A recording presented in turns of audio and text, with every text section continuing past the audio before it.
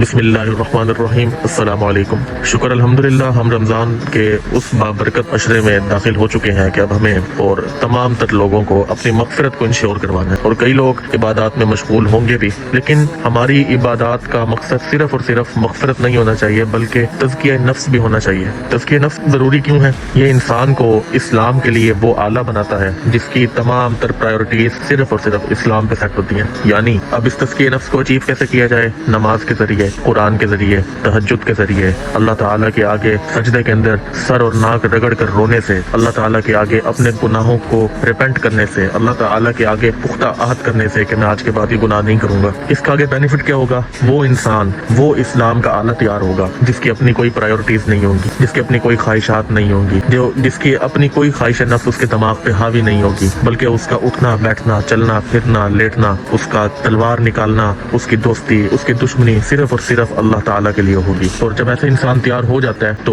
وہ اپنے جیسے انسانوں کے ساتھ مل کے پوری دنیا میں اسلام کا کام کرتا ہے۔ یعنی سب سے زیادہ ضروری کیا ہے؟ اپنے 5 فٹ یا 6 فٹ کے بدن پہ سب سے پہلے اسلام نافذ کرنا۔ جب انسان اپنے جسم پہ اسلام نافذ کر لیتا ہے، اپنے آپ کو اللہ کی بغاوت سے نکال لیتا ہے، پھر وہ وقت دور نہیں رہتا کہ وہ پوری دنیا میں اسلام کے لیے کوشش کرے اور لوگ اس کی نہ سنیں۔ اسی لیے اس تزکیہ نفس کو جہاد اکبر کا نام دیا گیا ہے، کیونکہ سب سے زیادہ مشکل مرحلہ اپنے آپ کو ہرانا ہوتا ہے، اپنے آپ کی خواہشات نفس سے نکلنا ہوتا ہے۔ جب انسان یہ کر لیتا ہے، یہ اچیو کر لیتا ہے، تو پھر اگلی مراحل، اگلی تمام تر منازل بہت آسان ہے۔ ویسے تو انسان خطا کا پتلا ہے، انسان سے خطا ہر مرحلے میں ہوتی ہے، خواہ وہ نفس مطمئنہ تک بھی پہنچ جائے، لیکن ہاں وہ اتنا کیپیبل ہو جاتا ہے کہ وہ اللہ تعالیٰ کے لیے تمام تر مشکلات طے کر سکتا ہے۔ وہ کوئی باؤنڈریز نہیں دیکھتا اپنے اور اللہ کے درمیان، وہ شرک کی تمام اقسام سے پاک ہوتا ہے، وہ اپنے اور اللہ کے درمیان کسی کو نہیں آنے دیتا، وہ نماز پہ کوئی سمجھوتا نہیں کرتا، وہ قرآن مجید کی تلاوت کرتا ہے، وہ کسی کا حق نہیں مارتا، وہ اپنے گناہوں کی اکاؤنٹیبلٹی کرتا ہے اپنے اللہ کے حضور۔ اللہ تعالیٰ ہم سب کو تزکیہ نفس کرنے کی توفیق عطا فرمائے اور